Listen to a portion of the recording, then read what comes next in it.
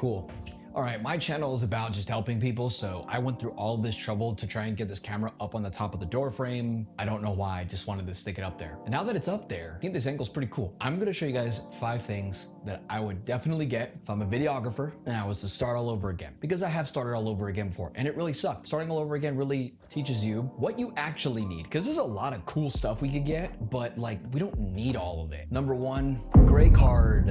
This thing, it will save your butt anywhere. We have different types of light, all different types of places. Probably gonna know what to set your camera to for its Kelvin white balance off the top of your head when you have enough experience, but when you don't, that's when you need one of these suckers. You go to calibrate your white balance on your camera, and then you just wave this in the front. Sony camera, you just hit select and boom, you're good. That takes the entire color balancing process out of your color grading, which if you get into color grading, you're gonna realize cutting corners saves you a lot of time, especially with stuff like this. Number 2 is gonna be a light, a portable light. Anything can even look like this, but I like these little tube lights, and I also like these little box lights. I also have them as a little fill light next to me over in this corner over here. These will give you a lot of flexibility when you're shooting. As you can see right now, I'm using them to illuminate my face coming from the front from this direction.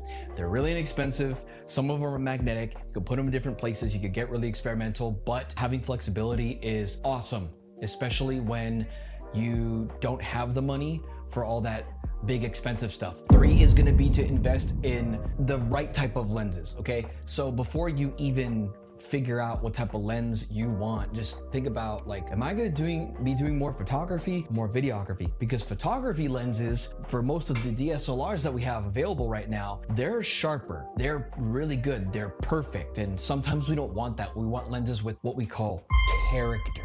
And some of these lenses that you see on the market, marketed as cine lenses, they don't have that perfect digital look. They have certain qualities about them. And to name one of them, there's gonna be the Helios, I think it's the Helios 44-2. It's a Russian lens. It has the craziest almond-shaped bokeh behind it, and the lens is pretty soft, and it has light leaks and all this other stuff that's really cool that we like. Even the Sigma 18 and 35 that I have on my Blackmagic, I got this lens specifically because there's chromatic aberration and there's imperfections on this lens that I like personally. So don't overthink it, but give the type of lens you want more thought. Now I have the newer CM28 right here. This is like one of the most inexpensive lavalier systems you'll ever lay your eyes on. It's almost like a DJI clone, but the type of microphone you use is really important. So shotgun, lavalier, whatever have you, these are really important because good audio is more important than good visuals.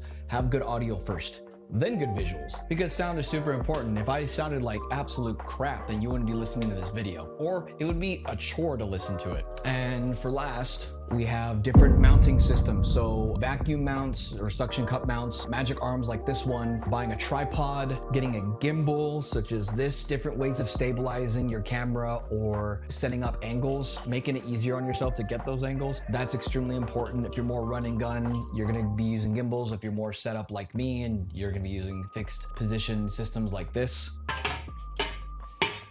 Trust me, just having something like this just goes a long way. Like even the vacuum mount that I have from SmallRig that I have on the door frame right here is putting in a lot of work recently. And as an honorable mention, oh Lord, I've dropped something. And as an honorable mention, we have camera cages. Now there's different types of cages. There's half cages, there's bottom mount cages, there's full cages. A cage isn't just to protect your camera. There's also mounting points on the side, so you can put all sorts of different things on the side. And obviously there's different systems like Tilta and SmallRig, but you could pick your poison with that. And this makes your life a lot easier because sometimes you get additional cold shoe mounts, you get additional RE locating pin mounts, and you also get all of these 1/4 thread holes all over that you can go ahead and adapt different things to. Some of them even have rail systems that you can attach as well. The camera I'm currently using has a rail system on the side that's built onto the cage itself, or you can install one on the side. Super cool stuff.